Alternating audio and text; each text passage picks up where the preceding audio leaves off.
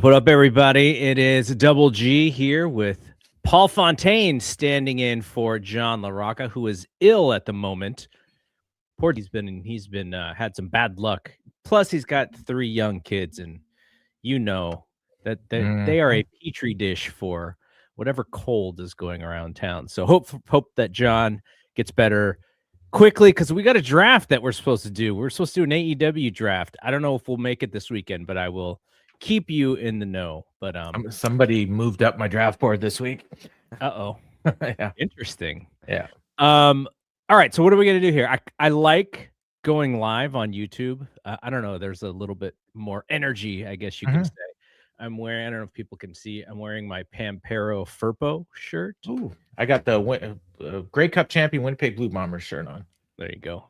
His daughter, Mary, right? Mary, who comes and hangs out with us and watches the show sometimes. I picked it. I don't even remember when I picked it up, but I picked it up mostly just to show her that. Is that a Bombers hat too? That's similar to our logo. I know it's not, but yeah. No, it's Wisconsin. Oh, Warriors. Okay. Yeah, I didn't know they had that logo. Cool. It's not their logo. It's somebody who did some Warriors gear. Cool. All right. So what are we going to do tonight? Well, we're going to talk a lot about some things that are going to happen this weekend. There's Saturday night's main event that we'll talk about. The UFC show. We don't talk UFC on this show anymore. John and I used to in the very beginning days, but John stopped watching the UFC. But since you're here, and I think we're going to be back with Dave this weekend. I haven't specifically ironed that out, but I think we're coming back Saturday night after the very first UFC on Paramount in the US, which is a big deal. I know nothing really changes for you. And I have this discussion. Well, what do you mean? I got a Paramount Plus subscription through a friend that lives in the States. So I paid him money. He signed up, and then I've got the link now. So yeah. I mean, it's legit. I'm paying for it, so I don't feel bad. Yeah, but it's much better than what you were usually paying for. Yeah. I would have to pay for the pay-per-view, and I wasn't going to do that, so I had to figure out a way to. But I'm paying. I'm paying Paramount. That's what they want. So yeah. But since you do the Dynamite show every Wednesday night after Dynamite, you're focusing pretty closely on AEW. You watch Collision. I watch Collision from time to time. I had some thoughts because I thought these last 2 Dynamites, I thought they've been pretty good. Like I'm kind of rejuvenated a little bit around the AEW product, but I still had some kind of like slight criticisms, and they're constructive. I want AEW to succeed, just as much as anybody else. This is not a pro WWE or pro AEW. We just like wrestling. But I have some thoughts for you, and I wanted to get your thoughts on my thoughts. Some of these things we talk about in our Discord. And then I know you want to talk about some New Japan. You want to talk about some AAA. And also the TNA debut, and kind of doing a little bit of a compare and contrast with content. Yeah, there's a lot. I mean, there's a lot of stuff. And then also, this is the thing that I asked you to do that you were like, oh my gosh. We'll talk about episode 1 of season 2 of Unreal. And I'm not going to watch the whole season in a very timely fashion. It took me, I just finished season 1 like the other day because I forgot that I had like half of an episode left to watch. So, but I did want to see the focus on season 2. So we'll talk a little bit about that. But before we get going here with those topics, let's delve into our thumbs up and thumbs down. So why don't you kick off your thumbs up for the week? All right. Well, both of them are going to be AEW related because my topics for later mine are totally. not. Oh, okay, cool. Yeah. So hopefully we don't have the same ones. So my thumb up is going to be for Bishop Dyer, who got a match in AEW yesterday. On as we're recording, I have some of you are listening on Friday, but we're recording. We're live on YouTube right now.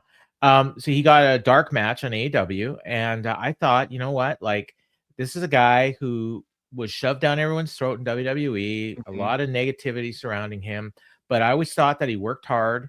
I thought he was an underrated worker in the ring, but the problem is that people got so sick of him. But every bit of creative that he ever got, he did the best he could with it, and he made it entertaining as best he could. The Kurt Angle feud was a bad idea, but that's not his fault. You can't blame him for that. He's just doing what he was asked to do. And he got fired, which I was surprised, but okay. And he goes back out in the indies. And I mean, this guy, he played in the NFL, I think. He had millions in the bank, I'm sure, or hundreds of thousands anyways from WWE, but he kept working and he's making a name for himself in some ways and shows up in AEW. And I think like if I'm AEW, like I think a guy like that would be great to have on the roster because he works so much differently from everybody there, and he can get that kind of heat, like that real heat that AEW fans do not like him, and he'll push those buttons. And I think eventually it'll be the kind of heat. It's not like turn the channel heat. It's like somebody kick this guy's ass heat. And so I was happy to see that, and I hope that they sign him. But I'm glad that Tony at least took a look and didn't just close the door on him. If they do want to bring him in, there's a very easy place to put him because there's one guy who just left one of the teams, one of the factions. I'm trying to think of who you're talking about. Will Hobbs is going to WWE. Oh, right. So the Ops has a spot ready for a big beefy guy. He's not really beefy, but he's big. If they wanted to do that, like I would like to see what Tony Khan's booking ideas would be. Him and Hook together would be like talk about heat. Well, here's the thing, right? It's all about whether Tony Khan believes in him as a big time wrestler, because they've brought in some WWE guys who were really hungry to prove themselves. Those guys have worked out really well. They brought in some WWE guys who maybe still wanted to be in WWE, but went for the bag, got the bag, and decided that they were unhappy. And those guys haven't worked out very well. Tony Khan is going to have to figure out how the which one the former Baron Corbin fits in. If he seems like the kind of guy that's doing it because he wants to do it, as opposed to he's trying to get back or that he needs the money. Because Tony Khan just booked a former WWE guy who's now been in AEW for a very long time, though, in Billy Gunn, who said that nobody knows how to work. Like, we're still dealing with like these guys, right?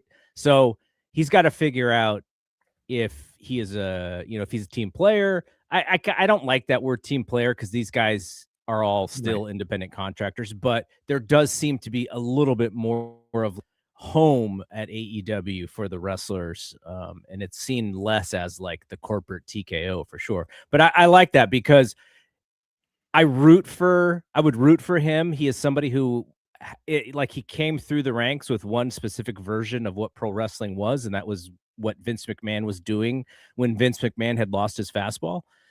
So I hope that he would be open-minded to like a different way of how wrestling works. And I would be open to it. I was never a fan of him, of the former Baron Corbin in WWE, but a lot of that had to do with his character. I didn't find him to be that entertaining.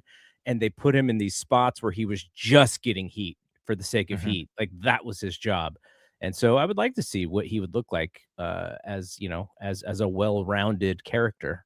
And it gets to a point where when you've given up on a guy, it doesn't really matter what, people tell you, oh, King Corbin's funny. It's great. Madcap Moss, that's a great team. And you're just, no, I'm checked out. Yeah. We saw too much of him. Yeah. We were burnt out on Baron Corbin. My thumbs up is also AEW related, like I said, and it is Kenny Omega. I don't know whether or not he's being truthful when he says this is the best I felt in a very long time. Like, I would love for that to be the case, but I don't know if that is the storyline thing, because his story right now is that he wants a shot at the AEW championship, and that is a way to sell a babyface, possibly winning. But I will tell you, maybe more than anybody on that roster, for one show, he makes quite a bit of a difference in how I feel about that show and how excited I am to watch that show. Like, I think right now, I think MJF is the MVP of AEW because as a champion, he comes out there and he sets the tone evening, and he's so good. His promo was so good last night in that like Nature Boy Ric Flair vein. Almost so much so that Brody King, who we'll get to in a second, was almost like, okay, why are you even in this ring? Like I don't know what you could actually do here. But Kenny Omega for one show, I think, is maybe the biggest difference maker that they have from like how I feel about AEW. And that's just like, I would imagine the Kenny Omega that we see on television is not the same Kenny Omega that goes home every night, but it feels that way, right? Mm-hmm. It feels like he is the genuine person that you see. And you don't get that a lot in wrestling. Like, Stone Cold Steve Austin used to always say, and he's not the only one, Stone Cold Steve Austin was me dialed to 11. Mm-hmm. Like, I don't know if Kenny Omega is dialed to 11 necessarily, but he sort of feels like that's the guy that I would imagine that I could go hang out and play video games with, like that guy in that ring right now. So I'm just such a fan of his, and you've been saying this in our Discord. Mm-hmm. Cherish the moments that you have with him because you never know when he's got to retire or when the health is going to catch up with him. So that's what I'm doing with Kenny every time he's on TV. And I thought the Josh Alexander match was really good. Mm-hmm. The move that made me kind of go, oh man, was when Kenny had his back to the ring and he was on the apron and Josh Alexander did like flying high cross like Yeah. to the Kenny's back. And I was like, oh man, I haven't seen that before, or maybe I have, but we don't see that often. I was like, oh, that was interesting, but my back spasmed for some reason while that move hit. So Yeah, no, I mean, I agree. We had a couple of fantastic matches on the show last night, and for me, that was my favorite one. Some people like the main event better, and that's fine. That was a great match too. I think what you're saying, and when you talk about Kenny Omega making you more interested to watch the show, I don't think you're alone. I mean, obviously, I fall into that camp, but when they announced a Kenny Omega singles match, I mean, they sold a lot of tickets. Prior to last Wednesday, I think they were sitting at around 2,500, and they got almost to 4,000. Like that's a lot of tickets to move for AEW in the last week. And this was Kenny Omega's first singles match since All In.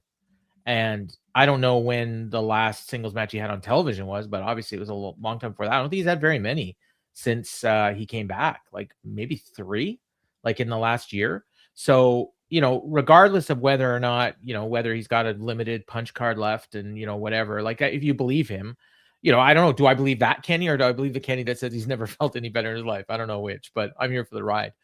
But yeah, like I just thought like, man, I was into that story. His selling is next level.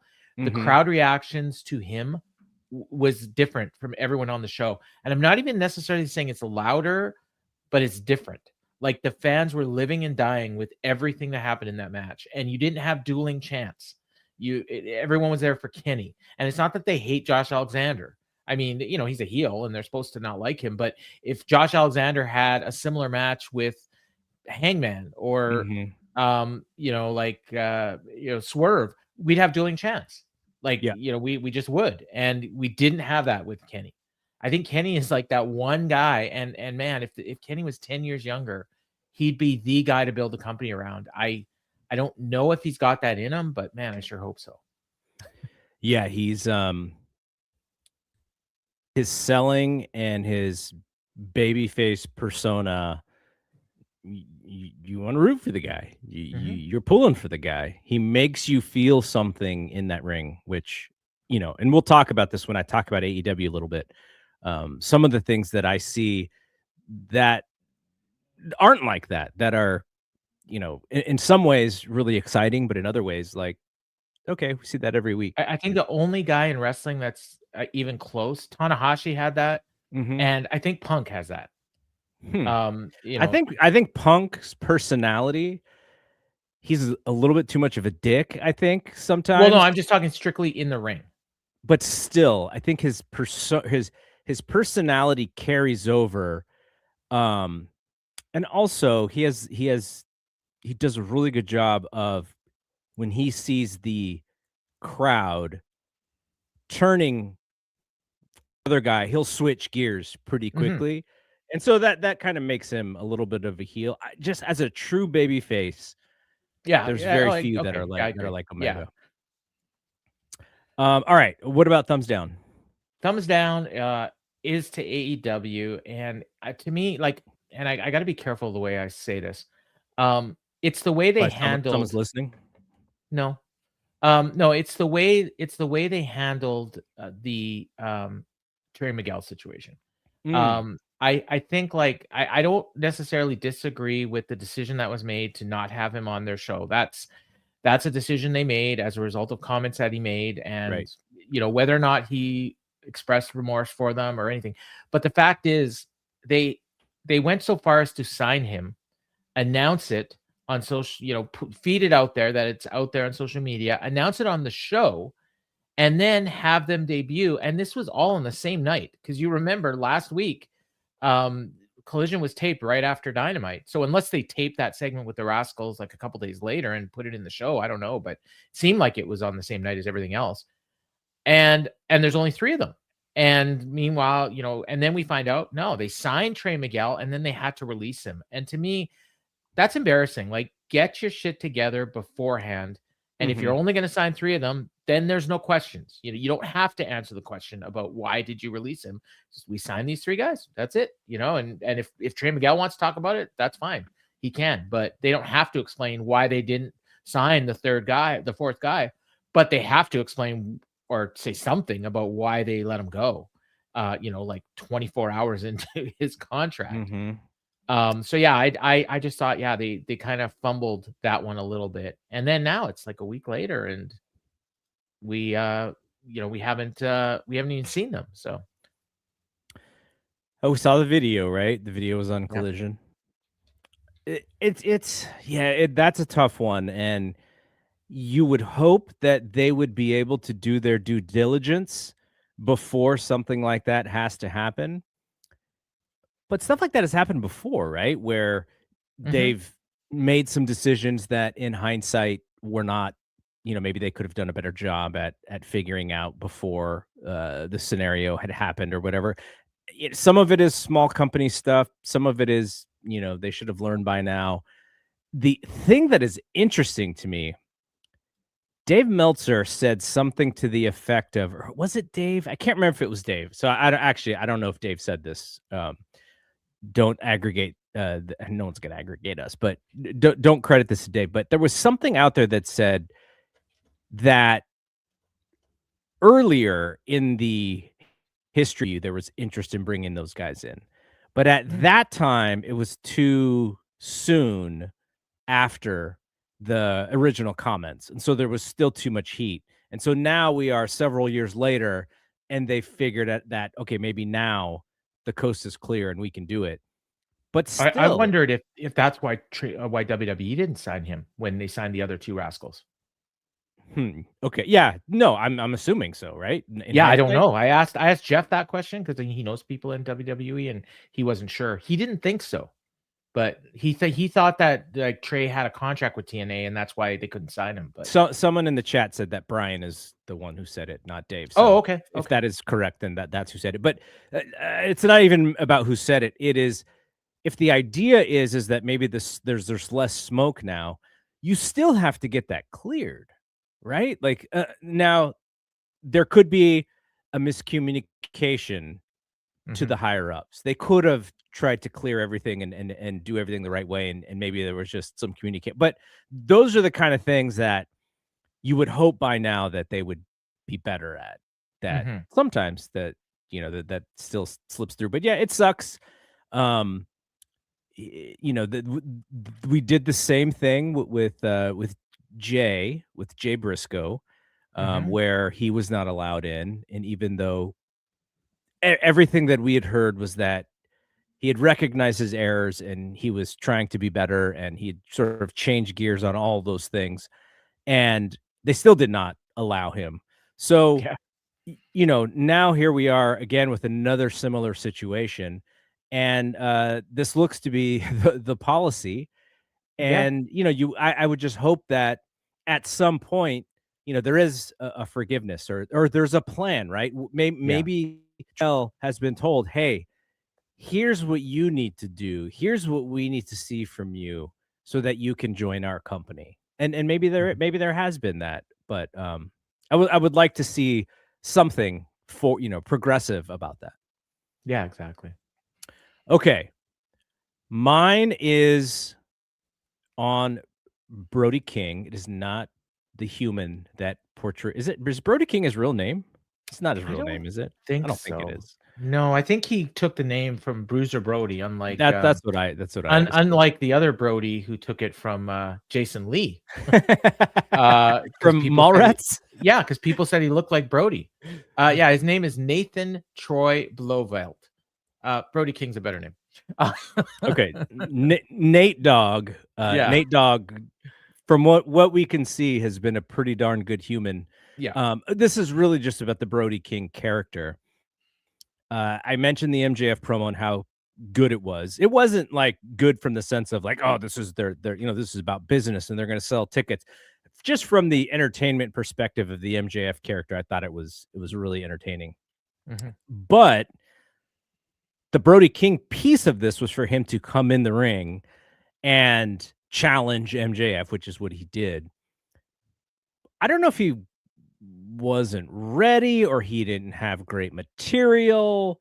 There could be a myriad reasons, but when you see that opportunity, you want them to hit it out of the park, right? You want Mhm. at the end of that segment for every fan watching to go, man, I want to see Brody King and MJF, and I want to see Brody King like kill him so bad.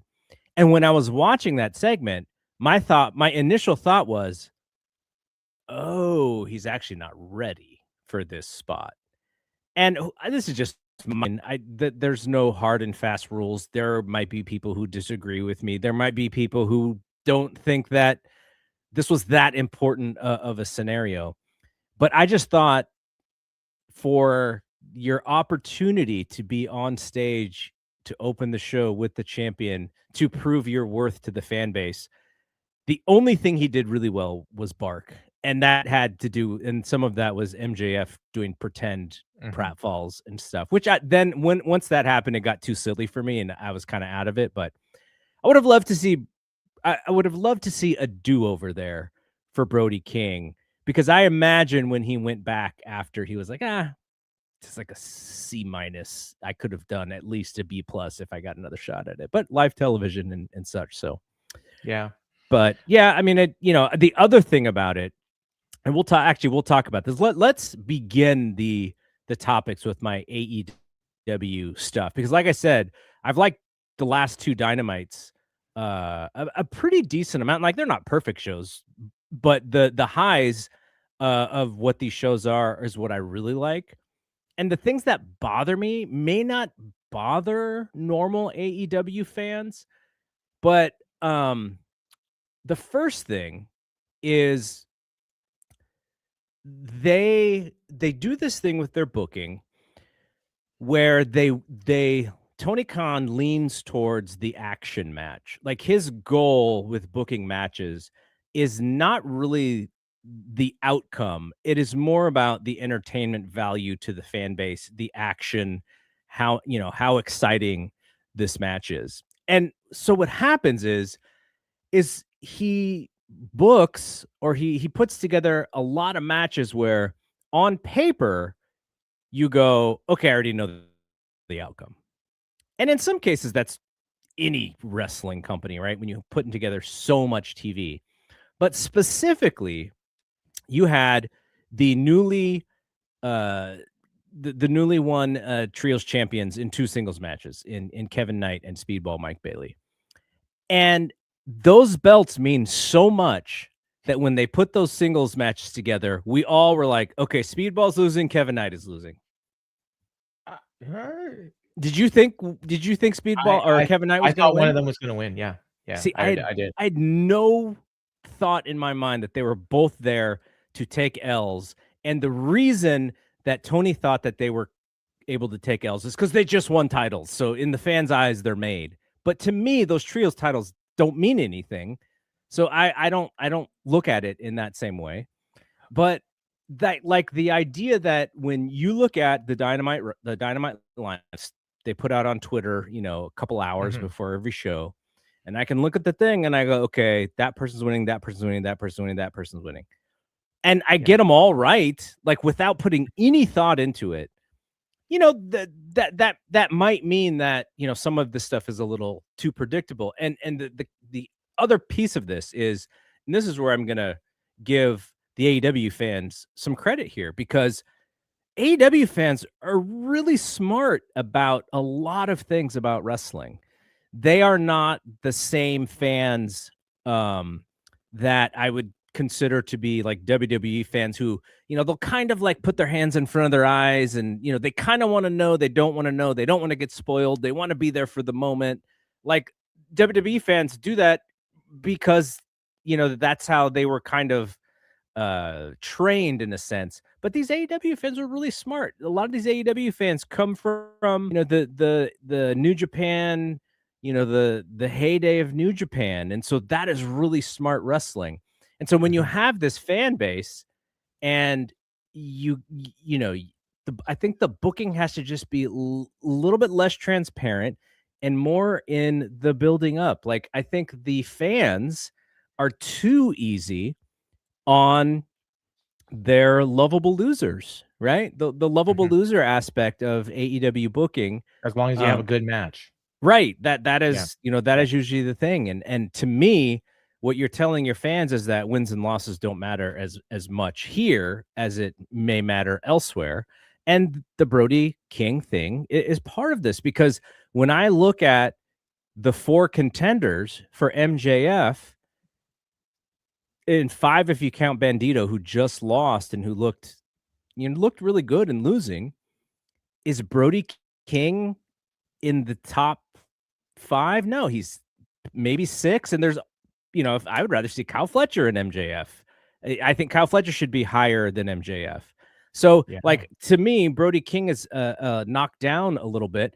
So why don't we build him up? Why don't we do more John Cruz and the like matches?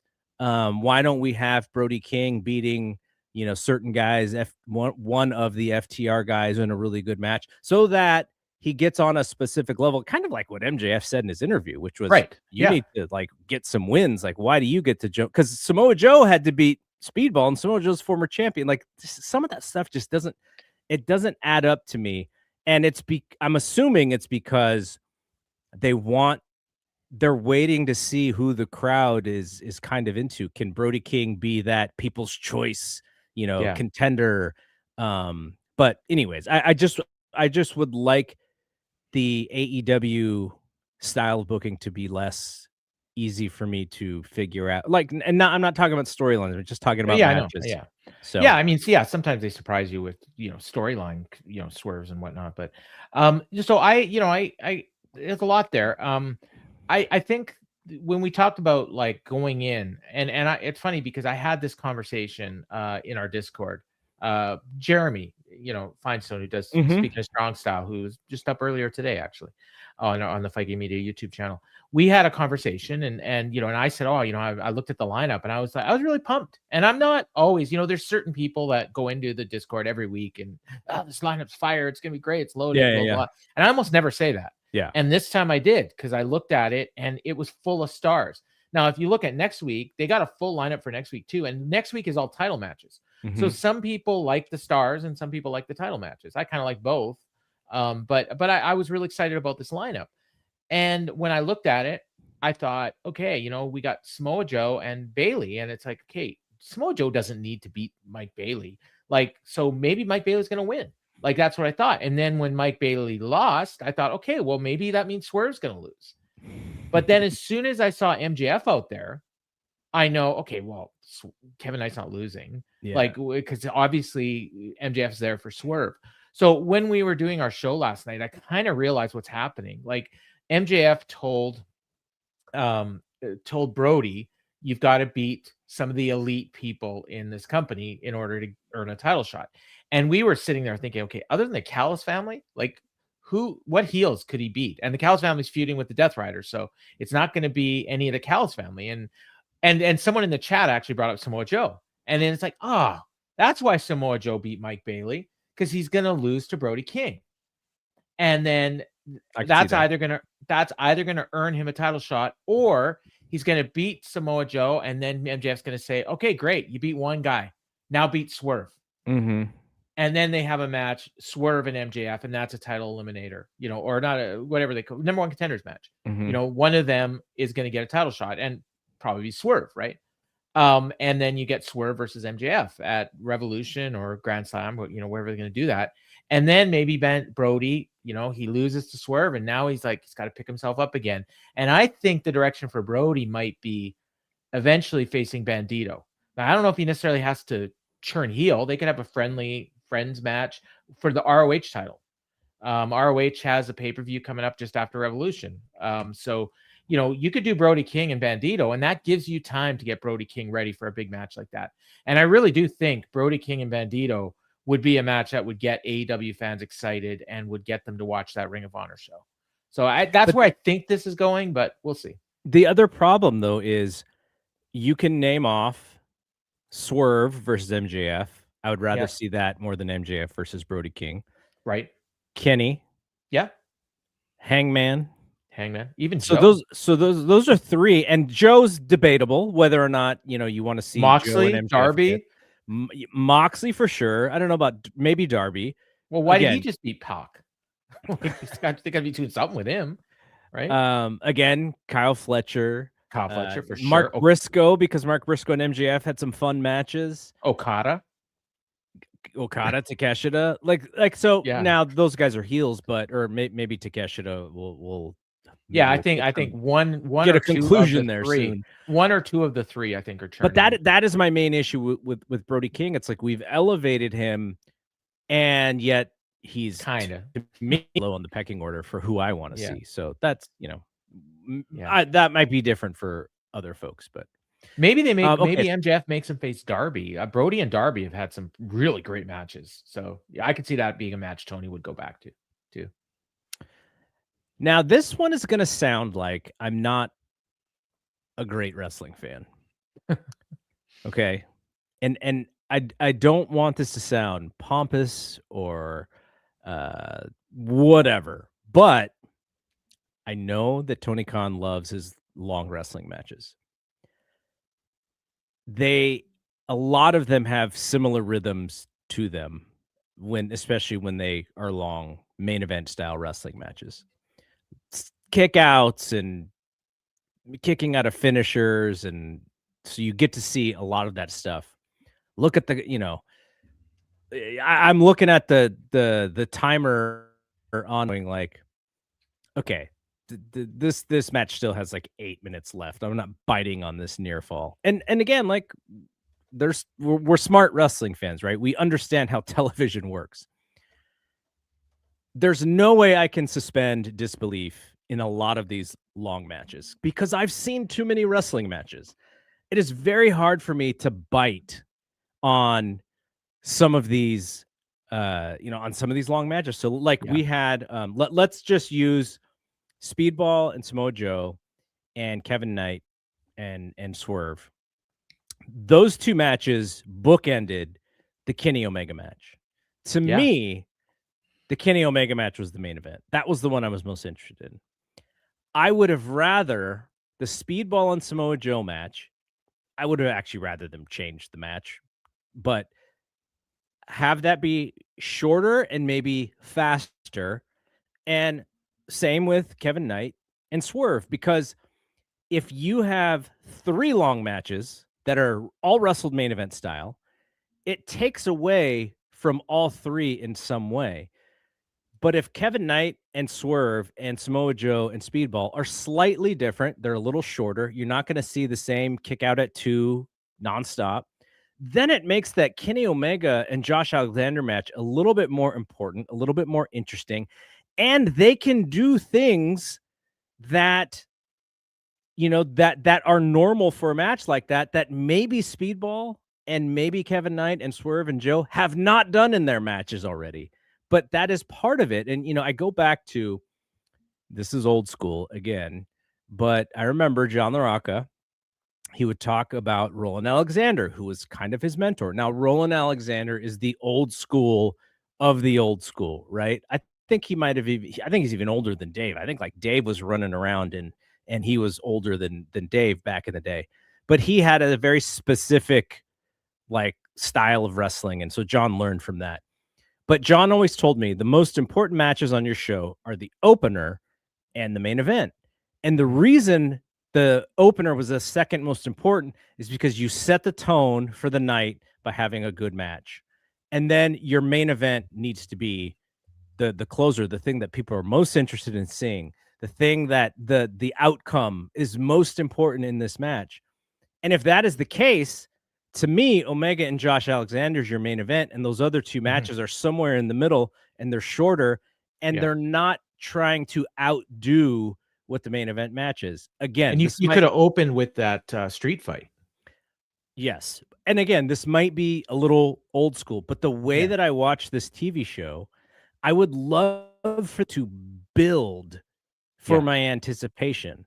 And it doesn't. It kind of builds in these weird sections. It's like, this is like the first 45 minutes. Here's the thing that you're building to. And then the second 45 minutes. And then the last part of it. So it's interesting the way that they do TV. And I'm not actually saying it's bad. I'm saying that sometimes when you have 3 long matches, you're taking away from the possibility of the suspension of disbelief for that, what you really consider to be your main event. And again, that is just kind of how I see wrestling. It's very clear that Tony Khan sees it as a little different. Yeah, I mean, in his mind, and in a lot of his fans, to be fair as well, and I'll call myself one of them because I was raving about the show last night. That if he has 3 4-star matches on a show, I mean, that's a successful show, and he's not really as concerned with the flow, the pace, whether or not the booking makes sense, whether people are into the storylines, whether the promos were, it's like we had 3 pay-per-view quality matches on the show. I'm happy. It's one of the best Dynamites we ever did. I'm sure that's what he would have said. Because I'm sure he says that every week. He says that all the time. If he doesn't say that, then you probably know it wasn't. We have somebody that comments in our chat all the time, and he'll come in, and one of the first comments is always, Dynamite was fire. If he doesn't say that, we know Dynamite wasn't fire that night. Well, people get on Big Dave for the star rating and how, how can you go over 5? If it was up to Tony Khan, we'd be at 15 stars for some of these matches. Yeah, Kenny and Will. That's gonna be your first 15-star match. Okay, my last one here. I'll go quick. I think it's pretty interesting that currently today, social media, watching things on television, it caters a little bit more to the attention, the lack of attention, right? The people have shorter attention spans these days. So much so that Matt Damon was talking about Netflix the other day, and he was saying something about the pattern of a Netflix movie is like you have to keep the plot or something. You have to restate the plot multiple times because and the reason is because people are on their phones when they're home, right? When you're in the theater watching a movie, more than likely your phone is going to be in your purse or under your leg or whatever. And I'm sure some people check it every once in a while, but at least in the movie theater, dirty look if your screen is on and someone's watching next to you. And at home, freedom to use your phone. So Matt Damon said something like, you have to restate the plot like 3 times during a Netflix movie, and that's like a strategy.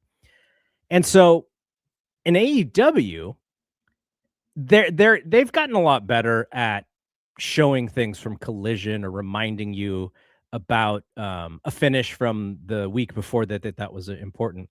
But going back to this long matches analogy, I don't know if every fan has the appetite to sit there for 2 hours or 2 hours and 20 minutes in many cases to get through that whole show in one sitting. Like, I personally, I do watch it in chunks. A lot of that is because I'm doing multiple things in the evening, but a lot of it is also like, I just saw, like, this really long match. I have to digest it, and then, all of a sudden I'll come back to watch the show. But I do think it's interesting that as society is shifting a little bit to the way that we see media through, like, a TikTok lens or a YouTube short lens, and we also know that, young fans, like, sports is trying to evolve in one to that audience, and they're trying to figure out ways to do it. AEW actually goes the other way, and they're like, nope, we're giving you 2.5 hours of Dynamite, then you're going to get a 2 hour Collision, and then on pay-per-view week you get in a 5 hour show. And so it's really the opposite of how society is going. And I thought, one thing that they could do to really make that main event feel special. Now, this kind of contradicts what I just said, but I watched Unrivaled, which is the women's basketball 3-on-3 league. They have experienced the game a little bit to see what's best for a television audience. One thing that they do is they've shortened the quarters to 7 minutes. So you have 7 minutes, 7 minutes, 7 minutes, and that's through 3 quarters. And then by the 4th quarter, they have something called the ELAM ending. They basically add a target score. They add 11 to what the highest scoring team has at the end of the 3rd quarter, and they say, okay, that's the goal. You got to get to it. You got to get to whatever the highest team has plus 11. So if the team who's losing wants to come back, they actually have to outscore the winning team by that amount of points to win. But what they also do is they make the last period of the game commercial free. Oh, so the last 10 minutes or the last whatever, you're locked in because there's no commercials. And you're like, oh, this kind of feels important. And I wonder if AEW could do that. Let's say from the main event through the overrun. Now, sometimes they go really long, so it might not be possible. But what if they're just like, we front loaded this show with all the pictures that we've done, and this main event segment, you're gonna watch this match. Because I kind of get, whenever I see a commercial, I'm fast forwarding. I'm not sitting through that picture in picture.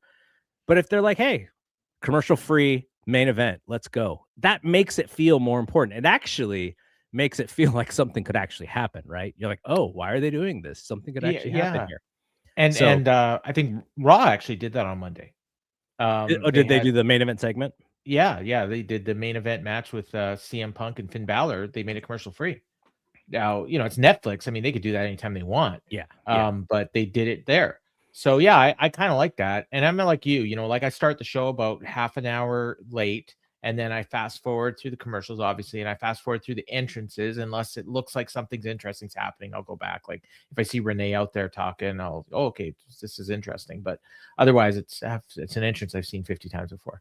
But yeah, and then you get to the main event. It'd be good if I didn't touch that remote for 15 minutes, right? And saw the main event. You're more invested. It makes it mean more. If it's the only match where that happens, that tells you it's special, as opposed to, it's another match where we're going to do 5 minutes of action, go to a commercial, come back, do 10 minutes, and go to the finish. It's just like every other match on the show, which goes back to what you were saying earlier about 3 long matches, nothing really differentiate them between each other, especially in the presentation. Obviously, you may feel differently. Some people, we both like Kenny. Some people may be super into Swerve. So for them, that was the main event. But when you treat the Swerve match exactly as you treated the Kenny match and exactly as you treated the Samoa Joe match, now all of a sudden it's telling you, okay, none of these are special, as opposed to, like making one of them special. So, I think they could do something, but again, like I think what he's doing is working for his hardcore fans. of course, we don't really know how many people are watching. You know, and that's obviously. Do we have to do the caveat that Dave always has to do? Oh my God, That no. we don't know No. how many people are watching on HBO Max. Yeah. Dave, You know, we like know. I just say I get the sense that, you know, it isn't necessarily growing. Now I don't think it's falling. So that's good. You know, in 2026, if you're maintaining your popularity and not declining, that's good. It doesn't feel like they're increasing. If they are, maybe a little bit, but I mean that's good too. But you know, it's a tough landscape, you know, with WWE, TNA, New Japan, CMLL, AAA. There's a lot. And if you can maintain that audience share, whatever that is, that's, to me, that's a positive. So, You know, Tony Khan this victory lap, but the victory lap that he should take is showing everybody what that TNA rating was and go, this is how hard it is. Look at what yeah, they did. That they yeah, worked with NXT for how long? They did crossover stuff. They created all this hype, and look at the number that they pulled in their opening show. It is hard to do, yeah. but And he's they not dropped gonna from do their that. lead in, whereas for years, AEW was always building on its lead in, and everyone said, oh, yeah, it's because of their lead in. Well, you know, TNA showed what you can't just do a good lead in and get a good audience. All right, let's talk about Unrivaled season 2. Just this first episode. I know you did not want to watch this Unreal. show. You said unrivaled, but Oh it's yeah, Unreal. Yeah. I know you didn't want to watch this show. Right. You had very little interest based on the promotion that WWE had done. Correct. I'm not into this show either, but I did want to see the first episode. And when I knew that Brian and Dave weren't watching, I was like, okay, somebody should watch it. Maybe Brian and Vinny, someone on Brian and Vinny's show will They're watch not going to watch it. I guarantee it. it. Brian's response when Dave brought up Unreal, I was like, I'm not watching that. Yeah, no, Yeah. it's funny because, you know, again, this is why I give credit to the AEW fans. Like, you know, you are a smart fan base. 30 years ago, if I knew there was something called WWE Unreal, I would have been like so excited. But we're all just way too into the business of pro wrestling to even like bother with something like this. But I do have a lot of positive remarks about this show for at least episode 1. Episode 2, there's a lot of R-Truth in it. So I'm sure I will probably feel a little bit differently. But where this show excels is as a profile behind the characters. Yes. I was happy to see Colby Lopez and Rebecca Quinn. Just those human beings behind the makeup, behind the pizzazz, behind the promos and the charisma and everything. Just seeing them as who they are was refreshing, and we got to see baby, not a baby anymore. We got to see their daughter Rue. That was cool. That was like, wow, this is really well done from a profile standpoint. The mechanics behind certain things were pretty cool, I thought too. That like I had forgotten that Pat McAfee had a match with Gunther. Totally forgot. And I'm watching how they talked through that match and what the purpose was and the Michael Cole angle that I had forgotten to. Yeah. And being a little terrified of taking these chops and Triple H, you know, kind of producing through the referee in that finishing sequence. I thought all that was really well done. And in that Unreal show, that match came across as way more important than I remember it happening in real time. Yeah. You know, like you said, I wouldn't have watched the show unless you asked me to. And based on the clips I saw, it's like, okay, we're peeling back the curtain and oh, you know, I fooled you and I wasn't fired and all this crap that I'm like, I don't care about this. Like we've litigated this. But I started watching the show and I really liked it for the reasons you said. The personalities behind the people. The Rebecca Quinn, Colby Lopez. I can't remember Live Valkyrie's real name. Yeah, her name is yeah, way different than Effie something. Well, it's the funny thing is she used that name at first and they changed it quickly. So yeah, because yes, remember I cracked up when Pat McAfee says, I'm Pat McAfee. I wrestled as Pat McAfee. It was like I laughed at that. And I know you're not the biggest Pat McAfee fan, No, but I like Pat McAfee, the hustler and right, the yeah, marketer. you just I don't like his just I just think politics. he Yeah, doesn't pay attention to wrestling enough to be fair as enough. good as he once was. Yeah, but I mean the story behind his match, I thought this thing in the like the booking room where you had this one guy who I've never seen before and I'll never remember his name, is explaining to Triple H why Gunther shouldn't be winning. And it's like, okay, that was put on. Yeah. Like nobody in their right mind thought Pat McAfee should beat Gunther. But the funny thing is when they had that conversation and you had Hunter looking at him. And then they go to the footage of the mat of they're doing the match, and then Hunter goes, "You're gonna put him over, right?" And Gunther's like, "Yeah."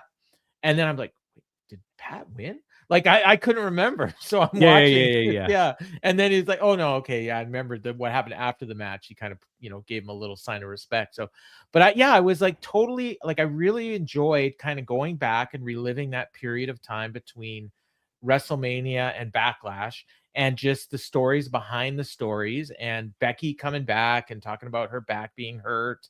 And there wasn't really a ton of Seth on the show, but he was more there supporting Becky. Supporting her, yeah. Yeah. And then the Lyra stuff, which was her talking about her background and how important this was to her. What do you think about And Becky saying that she thinks Lyra could be the future of the division?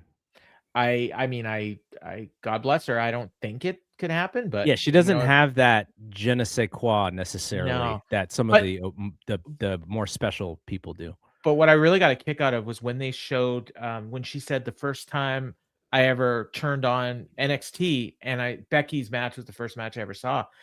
That match that they showed was the first match my daughter saw when she was in the hospital coming out of surgery. And it was a major surgery. She couldn't even open her eyes for 2 days. She opens her eyes. We watched wrestling together, and the first thing she saw was Becky doing that Irish jig Doing the dance, dance? and she smiled. And Becky became her favorite wrestler, and that's the first time she had smiled in like a week. And so we told Becky that story when we got to meet her. Mhm. And of course, you can tell from the show, what kind of a person she is, and obviously that touched her a lot. And I'm sure a lot of fans have that connection with her. And so her even talking about being worried that she's gonna get booed, and then Lyra saying like manhandle slam over and over and over again while people cheered one more time. It's like, and Becky's like, I got my work cut out for her. But it's funny because Becky, even you could see like, oh, maybe I shouldn't have gone back in there and done another one.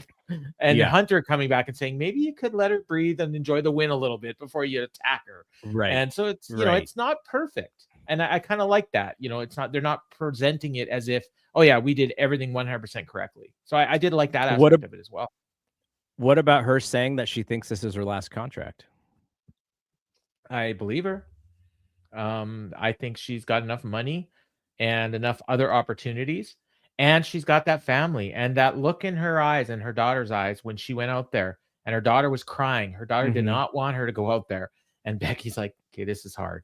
And I think every time, like, and her daughter's getting older, and I think she's probably gonna want to be a mom. Did you see the Renee Paquette interview with Nora, her daughter? I did not, and Jeff tells me I'm heartless for not watching it, but I clicked on it, yeah. Because I was scrolling Twitter and I saw it, and I was like, oh, it was only 2 minutes, right? So I was like, oh, I wonder what Renee actually did to talk to her daughter. It was very cute, and I saw some photos of Nora when Nora was like a baby. And to just imagine like how old she is now. Like she's not old, she's still a little I child. think like maybe 4. Yeah, Maybe. but still it's like wild that was 4 years ago when I saw her as a little one. When we met them at WrestleMania, she was like had just started walking, and she went and give Emily a big hug. And it's like, like Becky started crying, and it's like, like just a cute little girl. And it's like we took pictures, but we could not take a picture of Ruth. So I was surprised that Becky even allowed her on camera. Yeah, that was interesting. For yeah, sure. but I really enjoyed watching it. And as someone who's met them, like that's the real people. Like what you saw in there, like they weren't putting anything on. Like as near as I could tell, because I've met them, and unless they were putting it on when they met me, and it was a pretty informal setting. So that we met them in. So I believe that's the real people. Yeah, no, it was really cool. And look, I Yeah. know the rest of the season is not going to be like that. I know they're going to try and pretend that the Seth thing was it fooled everybody when, David and Brian were very curious, almost outright saying that it's fake on night 1 and then coming Mhm. back and going like, "Yeah, this is bullshit." So they didn't really fool as many people as they thought, but they're not going to fool Brian and Dave. They're not going to fool the John Pollocks. They may get some of the other guys like early on because they're so adamant that this is what it is, but those three, you're not going to fool those guys. Like, you're not going to work those guys necessarily. So I know they have to present it that way. And I know I won't like that part, but I'm not gonna prioritize it. But if I have some Yeah. time when I need to stretch my back or something, and I need to throw something on that I'm not super interested in, I'll finish it out. But very good episode 1, and if it was more about that and less about the trying to work the audience, Yes. I would be more interested. But the other thing that I don't like watching the producers call all of the spots in the match before it happens. Oh, And it's here not, comes an eye poke. yeah, but it's not because I'm of this, Yeah. oh, they're ruining the business or whatever. Like, it's not that. By doing that, they're kind of showing that the wrestlers really do not have a lot of say into what they do organically in the match. They're so programmed by the producers in just about every meaningful moment. It's like you're coached. So if you're constantly being coached, you never have to have that innate feel of what to do next, that instinct, like, because it's just being done for you through the referee, I guess. I don't like Mhm. that part of it. Yeah, and it's weird because you had that, but then you also had other parts of the show where you had, like, Triple H talking to Gunther, and it was like Gunther was doing things on his own. And what did he So call him? They called him Walter. did he? Oh, I missed that. Yeah, yeah. But it's like, so he probably thinks that's his, maybe that is his real name. I think it is his But real name. he yeah, but he but it's like, so you get the sense that okay, they're gonna produce some people, but not necessarily other people. And I thought it was interesting the spot where like they had McAfee do the comeback when he was in the sleeper and he sat up and it's like Gunther didn't even know what was gonna happen. Yeah, yeah, So that was interesting. yeah. Like it was just a call that Triple H made on the headset, that okay, let's do this because he could feel the fans. And so you got like I had a little bit more respect for Triple H watching this, like just the job he does.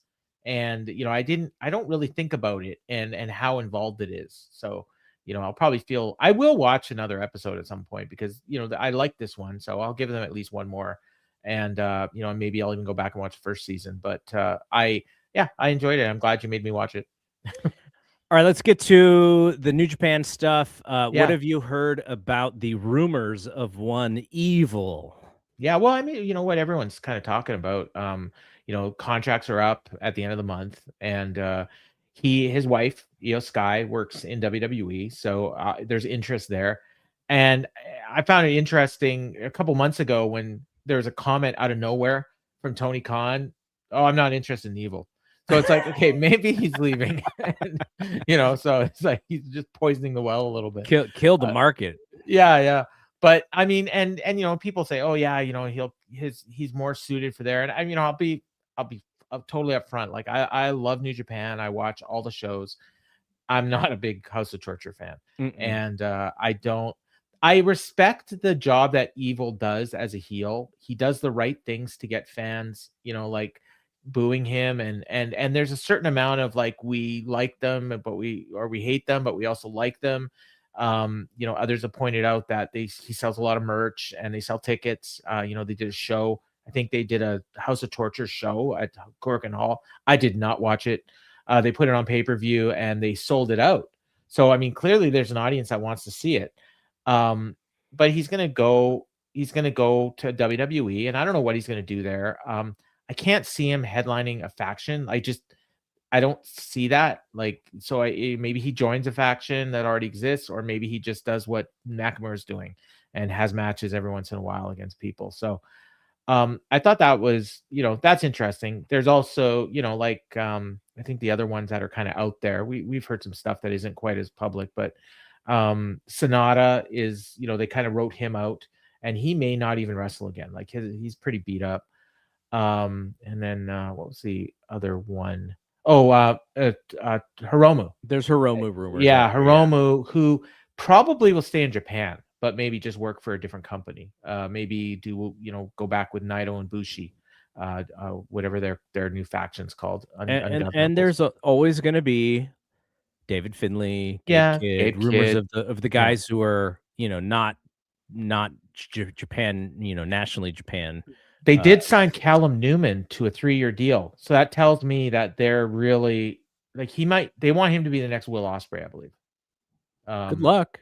Well, I will say he's not Will Ospreay, but I've been really impressed with his progress over the last 6 months. He's doing a heel turn. I mean, he's basically turned at this point. And he's a dick. Like, so he comes out there they had the Young Lions Cup. And so it's, the guys in the black shorts and the buzz cuts wrestling each other. And, you got 8 guys you don't know wrestling in single elimination matches. So they got this Zayn J, who's an American, against, oh God, I can't remember who he was against. I think it was Yasuda. And they're having this match and it's going fine. And then Callum Newman shows up and he's got a chair. And you're like, hey, what's going on here? And he's got this shit-eating grin on his face. And he offers the chair to Zayn J. And Zayn J just grabs it and creams his opponent with it. Gets DQ'd. And Callum Newman's laughing. And like, I guess Zayn J's in the United Empire now. And it's like, okay, like I like what they're doing here. It sounds like House of Torture, maybe the way I described it, but I didn't think it was like that at all. And I just like what he's doing. He basically was the spearhead of basically the United Empire, I think, is going to end up taking the place that House of Torture used to have. That, especially if Evil leaves now. We'll see. We'll see. But I'm really enjoying it. And they had like legit what I thought was the best match I've seen all year, including the Tokyo Dome on Sunday night. And that was Umino and Uemura against Taichi and Ishii. It was an incredible tag team match. You heard Dave put it over on Wrestling Observer Radio. I liked it more than he did even. So yeah, I'm really pumped about New Japan right now. All right, and you also wanted to talk about AAA, and that was their TV debut over the weekend, right? Yeah. So they got a deal in Mexico only on Fox. I'm not exactly sure. Like, it's not like Fox here. Like, it's not as big as that sounds. But I think they're on Tubi as well. So what they did was they taped 3 hours. And they're going to do like 1 hour. They did 1 hour live, and then they're going to do another hour this week, and then another hour next week. And then, 2 weeks from now, they'll do another show. So I thought like they did this show, and it was super easy to watch. It was 3 matches, fast paced. Like I saw some complaints. Rob Viper had a big long thread about it on X, and he wasn't a fan. I enjoyed it. And now again, I'm coming from WWE. I watch a lot of WWE. He doesn't. So maybe, for me, like it looks a lot different from WWE. For him, I'm sure he's looking at it and thinking, oh, it's just WWE with Mexican wrestlers. But I really enjoyed what I saw. It was really interesting because it was on YouTube. It was free. They had English commentary, but the promos were all in Spanish. And they didn't put up subtitles. And Rey Mysterio was there and could have translated but didn't. So it's like they need Chris Charlton, man. Yeah, well, you need somebody. But I mean, it was fine. Like I'm kind of watching, and I know a little bit of Spanish, so I kind of figured out what was going on. But I enjoyed the show, and they had a really good main event. It was Vikingo and El Grande Americano, and it was for a shot at Dominic because he's out injured. And is that where he kicked him right in the neck? Yep. Somebody picked up on camera, like, tell him to stay away from my neck. Boom, right in the neck.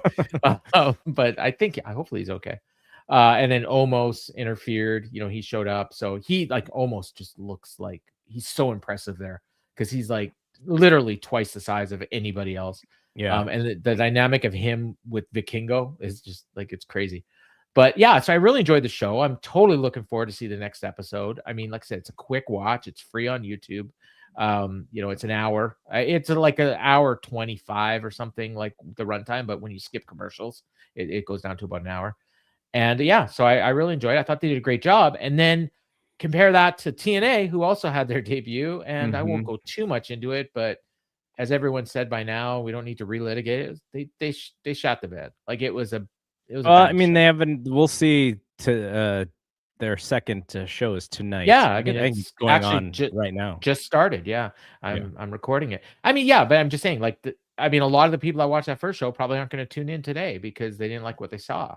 And I thought, like, I've been thinking about this, and I listened to Dave talk about, on Wrestling Observer about how, they're trying to redo WWE, or they're taking WWE cast-offs, and how that, that's probably not going to work. And my thinking was, like, it can't work.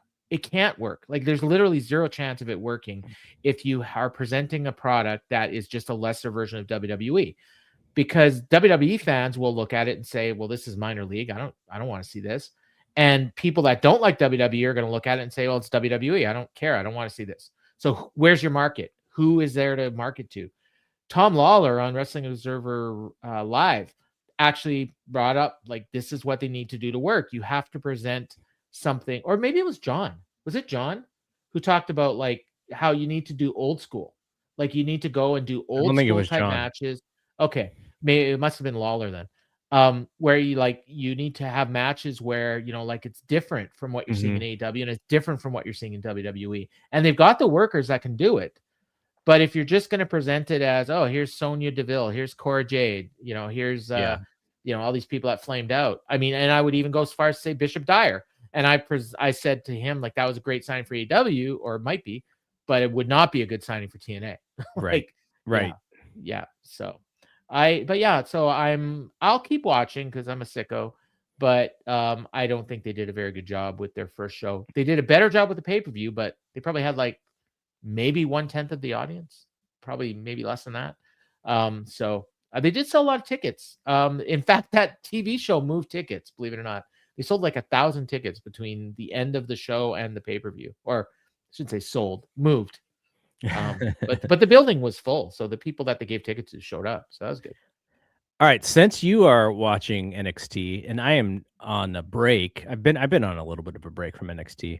I'll let you answer this question from Big Time Baxter. Are you guys sold on NXT crop of talents like Sean Legacy, Eli Drake, Elio LaFleur, and Jackson Drake, etc.? Okay, so for those of you that don't know those names, and Garrett, you might be one of them. These are the guys that were just recently called up from Evolve, and I do watch Evolve, so I've seen quite a bit of these guys. Sean Legacy's great. I mean, he's done a few NXT matches, and that guy's ready, at least for the NXT level. I don't think he's main roster ready yet, but they could do stuff with him on NXT right now. Eli Drake is like Javon Evans was about a year and a half ago. He's been in NXT a while, he's been on the Indies a while. He just signed, I think, about 3 months ago. They got to change his name. Like, you can't be called Eli Drake, especially when LA Knight was originally Eli Knight. And it's not Eli Drake, it's Eli Knight. Eli Drake is LA Knight. LA Knight was Eli Drake. Yeah, so Elio LaFleur debuted last night. I've never seen the guy before. I was expecting a tiny guy. This guy kind of looks like Matt Riddle. Like, he's shredded and he's got long blonde hair, like, with the mask covering him. This guy's gonna be a star. I have no doubt about it. And Jackson Drake is he's the Evolve champion. He's a guy that I've seen a lot of this year, and I'm not just in Evolve. I've watched him on the Indies as well, and he's good. He's got potential. He's probably 6 months away from them being able to do anything meaningful with him on NXT, and probably at least 2 years away from being on the main roster. So, all right, before we move to our previews, Billy N has a question here. What are your thoughts on AEW having way too much talent for the little time and shows they have, and Tony still continuing to hire? They have talent signed who still need to debut. I think some of these were good signings. I like the Price and Oliver signing. I already talked about Dyer. I don't think the Rascals. We don't know if Dyer's signed, right? No, I'm just saying. Like, I said, showed up on their TV. Yeah, I think they should. So it may sound contradictory, but I don't think the Rascals were a good signing for them. I don't see how the Rascals are a good fit in AEW, other than the fact that they'll have good matches. But they have a ton of people there that they don't use that can have just as good a matches as the Rascals, if not better. So for the talent, I'm very happy that they get a steady thrilled paycheck. for the talent. Yeah, thrilled for the talent. Um, I always say that we'll know when Tony thinks he has to cut budget because there will be people on the roster getting Mhm. cut, and they're not yet. So I don't know if they're going to be used for ROH, and ROH is, you said that they don't have a pay-per-view till after Revolution. Yeah, Like, why not? Why aren't they like having a pay-per-view in like February or, because something? they do 4 a year, that's it. That's Tony. I mean, It they could do them every month if they wanted to. Yeah, I mean, it They're on just a streaming seems service. like They an should. I would be signed up if they did them every month. it I just seems like an cancel. opportunity to get Yeah, more talent yeah. having more important style matches in front of crowds. Well, they to be fair, they actually are doing a Global Wars show, in Canada. So I don't know when that is. Might be March. So it's not technically a pay-per-view, but I mean, it'll be booked like one, so. Yeah, I don't know why Tony is, getting so heavy with his roster unless he's playing keep away. I don't think a lot of these guys he's getting were really on WWE's radar necessarily because they're a little bit on the smaller side. And Yeah. they may not want to go to WWE because then they'd have to go through that system. I So I'm think Price and Oliver probably WWE would have been interested in. I think I those 2. that I would love to know his strategy. I Yeah. don't know that he would tell us if we were to ask him, but this would be a question that I would love to ask him. Like, what is the strategy at having such a large roster and not using a lot of these folks? Maybe he keeps them because he knows that he's going to have some injury concerns and he'll need to add some folks. Maybe there are some folks who are coming up on contract who are just going to Yeah. not be renewed. So he's replacing those guys a little bit proactively. That I don't know. Could There's part of but all these signings be that he wants people to forget that he just lost Will Hobbs? maybe or Like, maybe Will Hobbs was making a decent chunk of change. He's like, oh, I'll frees get up some 4 money. Yeah. guys for Yeah. the same price. Yeah, actually, So that's a really good, and I mean, Zeta Steel they just signed. she is a good look. Yeah, yeah, she's like 2 years away, but I mean, those are the kind of people he should be signing, in my Mhm. opinion. But making sure As that they long as continue they to can get work. work, yeah, as long Yeah, as they can get work. yeah, Ring of Honor or the Indies. This is And where that she does work Indies, so hopefully she keeps doing that. not that this show would have drawn any viewers, but having that remember how they wanted that Shockwave show or Yeah, whatever, and we're yeah. like, "Oh my gosh, 3 AEW TV shows?" Now, maybe m 3rd AEW streaming show on whatever, maybe you do that, but I would just love to see these folks get more, Yeah, ring time, even if the matches don't matter, just to be in the ring. exactly, yeah, they get better. Billy also made a mention that if they're not bringing Jericho back and you did let Jericho Yeah. go, that is a big chunk of change to That I mean, free up some that's signings. literally 10 guys, probably Yeah, what they're paying Jericho, so. yeah. All right, so now let's quickly preview Saturday Night's Main Event. There's not a lot to preview, by the way. Yeah, 3 There's matches, only right? 3 matches announced for this Yeah. show. You've gone on record on the show that we do almost every week on the Fight Game Media YouTube channel called Takedown. You've gone on record as saying Sami Zayn is a shoo-in for this number 1 contenders Yeah. match, this fatal 4-way. Randy Orton, Trick Williams, Damian Priest, and Sami Zayn. You think Zayn is going over? Who's going to take the L here? Probably Damian Priest. Maybe Damian with Priest? That's what I thought too. interference from, whoever he's feuding with now. Not Aleister Black, please, somebody else. Yeah, probably Damian Priest, though.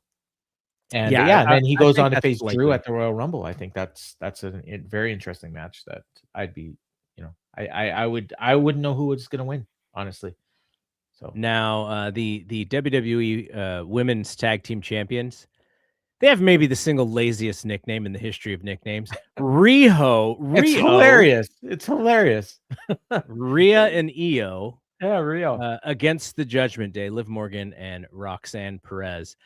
I actually, it's kind of interesting that it's Liv and Roxanne rather than Raquel being in this match because Raquel's kind of Yeah, well, she's feuding with Stephanie, so. from a size perspective, Yeah. that's kind of the heater on the team. But they have the two Roxanne Perez. I don't know if she's the best wrestler in the division, but she's really damn close. She's awesome. I love watching her wrestle. I don't imagine that the tag champs are going to change, but it wouldn't be bad thing for the storyline. It's just that they just got the belts so recently. Yeah, I mean, the only way I could see it is if we're gonna get a Rhea and Io feud, and it feels a little early for that. Yeah, and it's not what the fans want either. Like, No, they love Rio. Like they love chanting Rio. I guess I wonder. Maybe they just like Kenny's friend Rio. Riho. Yeah. That's what it reminded me of when they Well, said what their totally. nickname That's was. I it's was like, exactly why they're doing it. wait, there's Yeah, another no, wrestler. yeah, that's exactly why they're doing it. Come on. So I would expect the champs to retain, but if they are allowed to, this match could be pretty darn good. Yeah, I mean, and they should get a lot of time. So I mean, if somebody interferes, it could be Asuka and Kyrie. Who was the other team that was in that match that they did the other night? oh God, my memory is shot. Was Yeah, I it forget. Bailey and Lyra? Yeah, I think that's what it was. And Okay. Charlotte and Alexa. Too. Well, Charlotte and Alexa are they're on the other side. They're doing a number one contenders match over there. Charlotte and Alexa and Nia and Lash are wrestling for a number one contender spot to get a shot at the winners of this one. So, Yeah, I so could there see could be Nia some- and Lash winning the titles. They might be the next champions, actually. I could see that. And then an interesting match here, Cody and Jacob. What do you think? I'm thinking like double DQ or something. Like, can you get a can you get a finish in this match? I don't know, man. Like Unless Jacob wins. Yeah, you could have Jacob win and Cody's getting frustrated, and he's already vowed to win the Royal Rumble, so that gives him more motivation. But yeah, I kind of expect a double DQ. We haven't had one of those in a while on a big show, so I they can do that every once in a while. And If they do it, there's got to be like an insane amount of heat. yeah, Because it's such a deflated finish these days. So and it's probably gonna be the main event. So do you really want to send people home that way? Feeling upset, or maybe it won't. Maybe it'll be the opener, and then the main event will be the 4-way. And Drew's not defending on the show. Punk's not even on the show. So yeah, I don't know what else they're gonna add. But they gotta add something. They can't just yeah, have they got to 3 at matches. least add one more match from SmackDown. Yeah, they'll probably do that. So All right, before we get to the UFC thing, and I know this folks do not expect a ton of UFC analysis on this show, but I do want to end it at the end. we don't have much to say about it. So Before we get there, Big Time Baxter had a question about Brian Alvarez last night on Wrestling Observer Radio. He was arguing a little bit with Dave, bringing up certain wrestlers who, it's kind of the Kevin Knight speedball thing that I was talking about, in that a lot of the wrestlers are promoted as being in better places and are kind of in the same spot. And Dave was basically arguing the point that historically wrestling booking has worked this way. The one thing that I thought was interesting, that I thought it was a little bit contradicting, is a few weeks ago, Dave went on a rant about Kendall Gray. yep. Kendall Gray should be shot to the moon right now. She should be in the main roster. She should go in and win the title because she is already that good. Now, I think the differentiation here is Dave knows that there's not as much depth on the women's side, because there's just not in either company. By the way, the depth is all on the men's side. The women's the women's side is still growing, but it'll never be 50-50. Like the wrestling booking is I would love for it to be 50-50, but I can't imagine we'll get to a spot in the near future where there are the same amount of top level main eventers on the women's side as there are on the men's. It just hasn't worked that way. So No. I get from that perspective, Dave is saying there's a smaller amount of top acts to penetrate, and she could go right to the top. And I think it's a little bit harder to do on the men's side, but I did find that contradiction a little interesting, because he was pretty okay with guys like Kevin Knight and Speedball essentially being in a similar place as they have been since they've been on television. And they did mention the Kyle Fletcher is the one who's the outlier. He mentioned Jungle Boy. I was like, Jungle Boy's higher than No. he was? There's no way Jungle He Boy was is wrestling higher than Chris he was. Jericho in year 1. He is not ahead of where he was. Yeah. So what do you think about the way that, AEW has kind of kept a lot of these folks at the same level? For the most part, I agree with Brian. Jeff and I, not that long ago, reviewed the a show from the first year of Dynamite, like really early on in the first year, and we actually did this. We compared, like, where are these people then compared to now? Who's ahead? Who's behind? And for the most part, like, most of it was the same. The guys that were ahead were the guys that were in WWE now, and the guys that were behind are the guys that had left the company and weren't doing anything. And for the most part, the people that were there in 2020 are still there now, and they're still in the same spot for the most part. Hangman, Pac, Darby. Darby's elevated a little bit from the beginning, but he's been at that level for a long time. Moxley obviously is, and I think part of the problem is, and we've talked about this before, the older wrestlers who are already established, they don't want to give up those spots, and they're protecting their spots. And I mean, Moxley is trying to elevate people, but he's not elevating them past himself. Like, he'll try to bring them up a little bit, but you look at Garcia. How many times have they tried with Garcia? And like, they've given him wins, and he's just not connecting. So part of it is not just the booking. Part of it is the fans.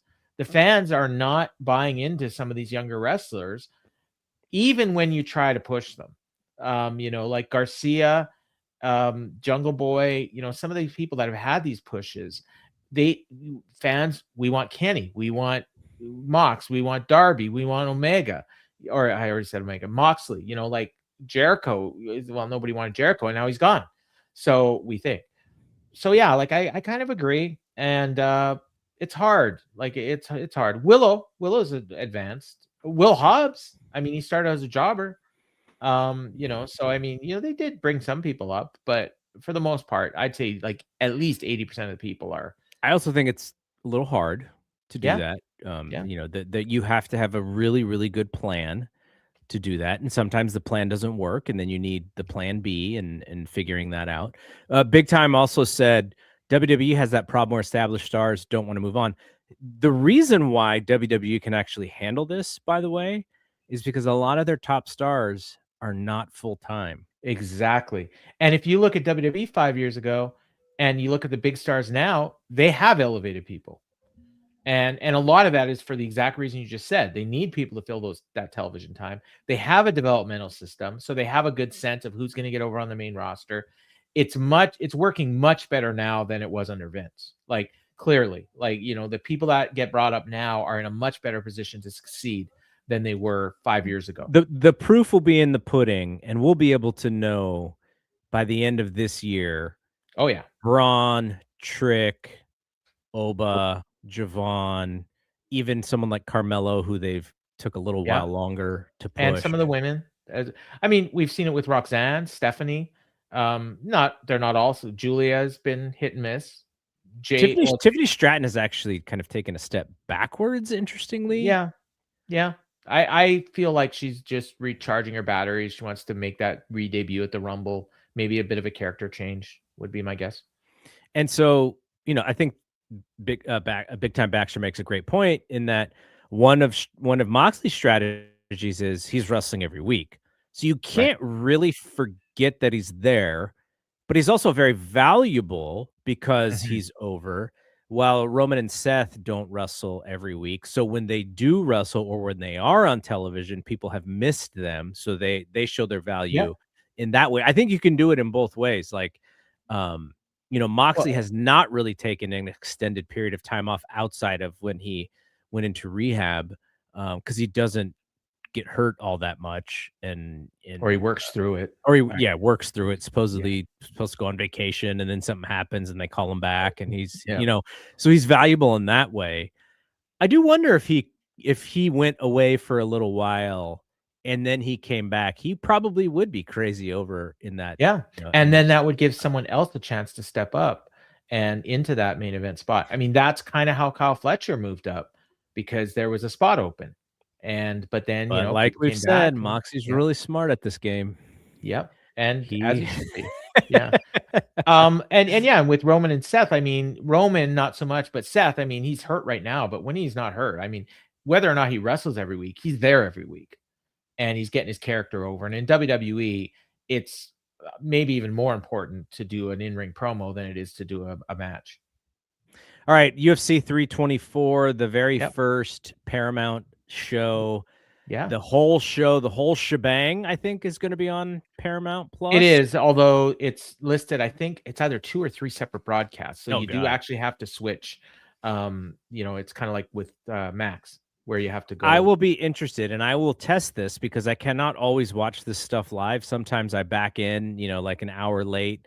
I'm hopeful. I'm hopeful that it doesn't work like Peacock, where if the show ends and you're not at the end yet, or you haven't caught up, that it will shut off and you got to wait for the replay to get uploaded. Oh, yeah. I will try and make sure that I'm pretty close to real time for this show because I don't want to screw it up. But I literally have no idea how Paramount works. I wish I could test it, but they aired the they got the football on there, so I haven't tried that. But I suppose I guess I could have. I don't even know if you can watch the football on delay. You may have to just pop in live. Well, when I logged in, because it was last Saturday that I got the account, they did say watch live or start from beginning. Okay, it gave me both options. Okay, so maybe it will work like that. Because if it does work like that, yeah, I'm gonna be so happy. I'm doing the AirPlay from the iPad though. I can't get it to work on my smart TV, so that'll be interesting too. Yeah, but it's fine.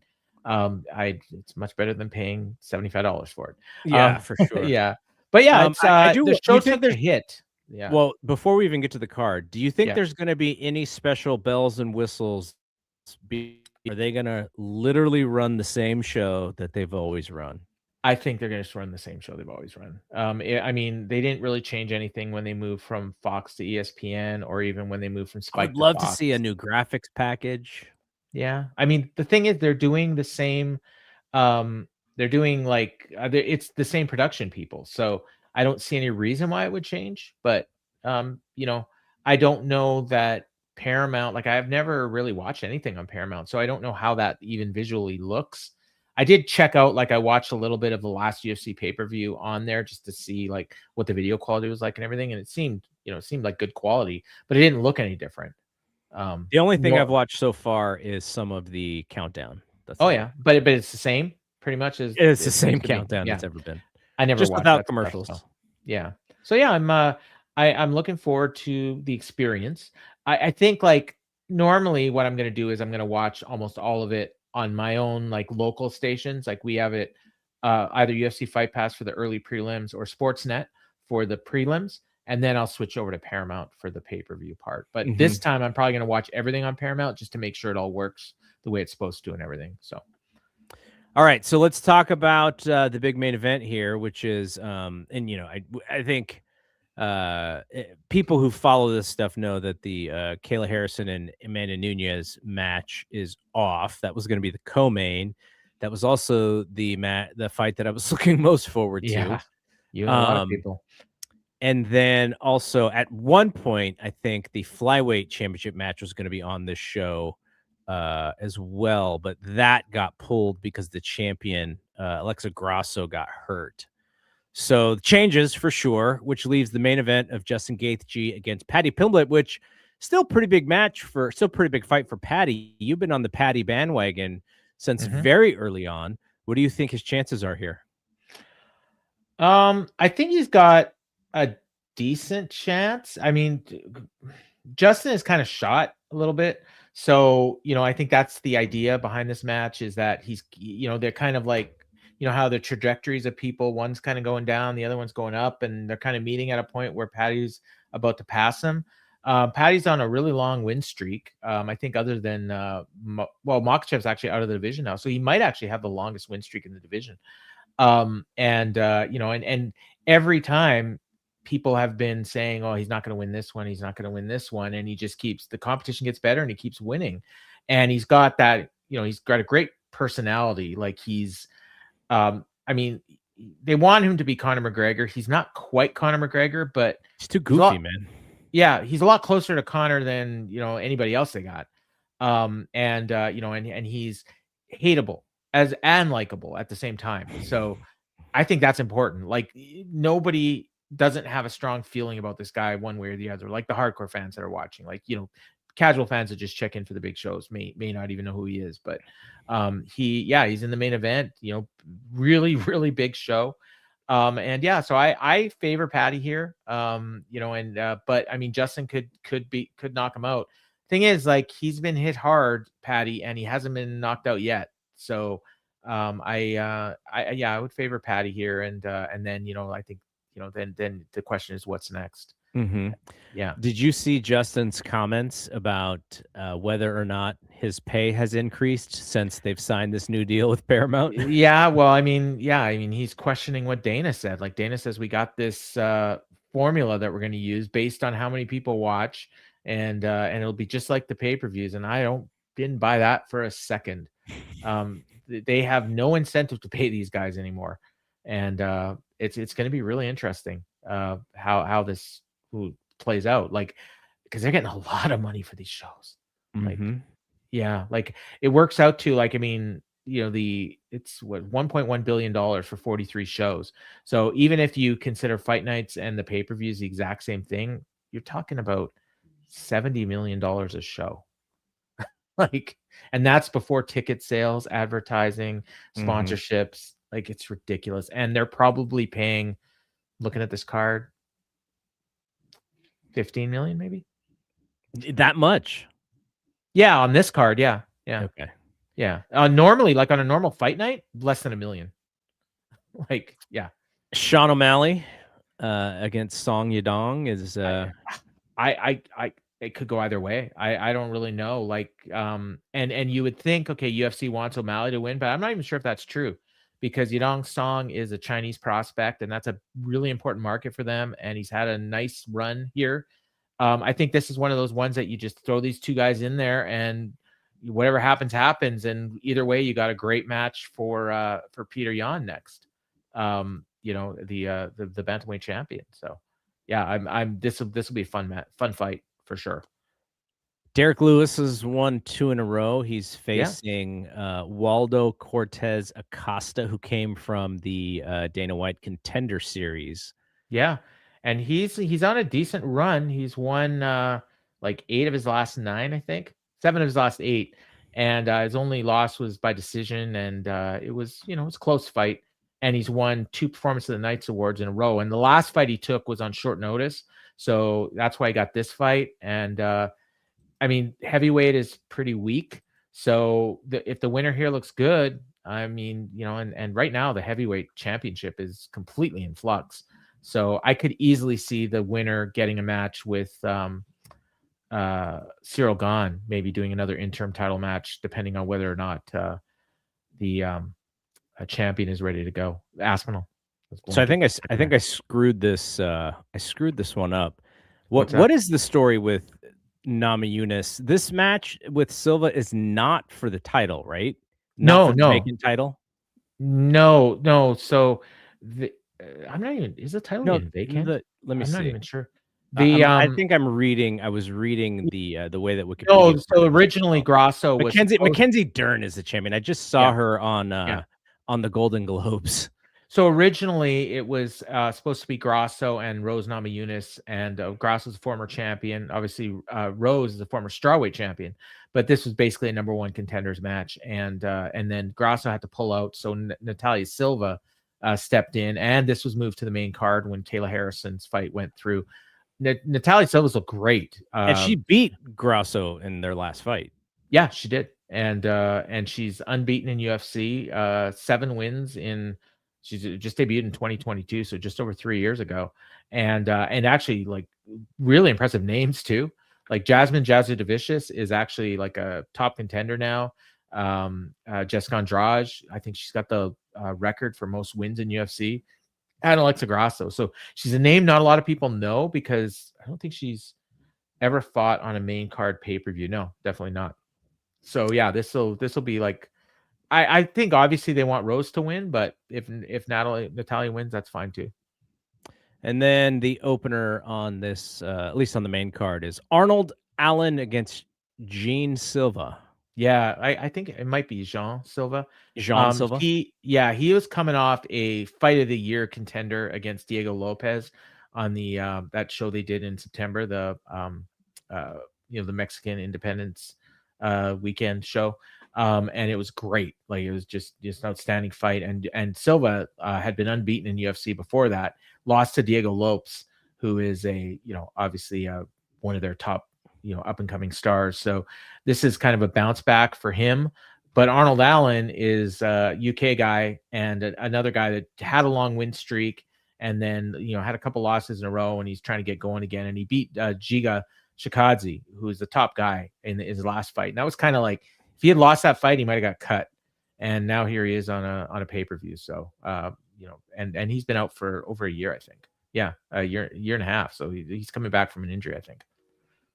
All right, so that is our main card for the UFC show. I knew that I screwed up. It's I knew I had screwed up the women's title thing. So I apologize for screwing that thing up as we were talking about it, but I think we got it right.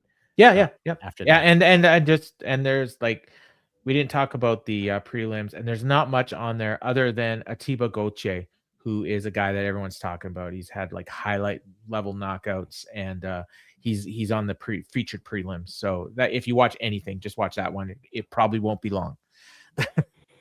All right. Well, that is it. I think you and I are going to be with Dave on Saturday after the UFC show on Wrestling Observer Radio. I have not verified that, but he hasn't told me any different. So I think that will be the plan.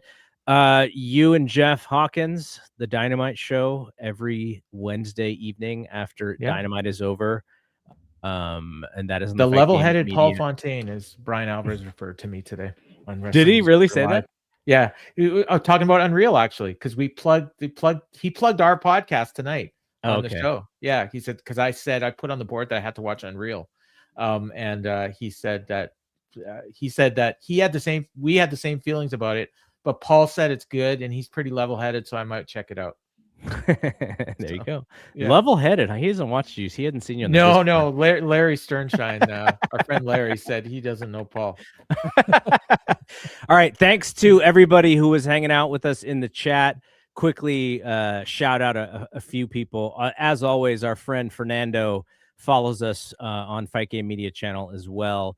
Big Time Baxter was hanging out with us. Billy N was hanging out with us. I did see Lady B in there for a few minutes. John in Memphis is in there. John in Memphis came in at the end there. Carol 2 was in there as well. So appreciate all of you who were hanging out. Hopefully you all had a good time. And that is it from here. Paul, thank you again for popping in and doing this as John is on the mend. So for Paul Fontaine, I am Double G. We will see you when we see you. Peace out.